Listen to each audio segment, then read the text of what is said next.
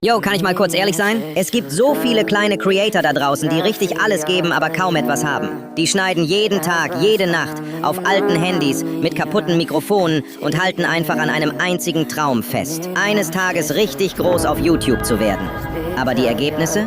Egal wie gut das Video ist, ihr scrollt einfach weiter, als wär's nichts. Bro, wenn du ein Video von einem kleinen Creator siehst, hau wenigstens ein Like raus oder abonnier, wenn du kannst. Du hast keine Ahnung, wie viel das bedeutet, weil so viele Creator einfach aufgeben. Nicht, weil sie schlecht waren, sondern weil niemand sich gekümmert hat. Und an alle kleinen Creator, die das hier sehen, nutzt diesen Sound und lasst uns gegenseitig helfen, die 1000 Abonnenten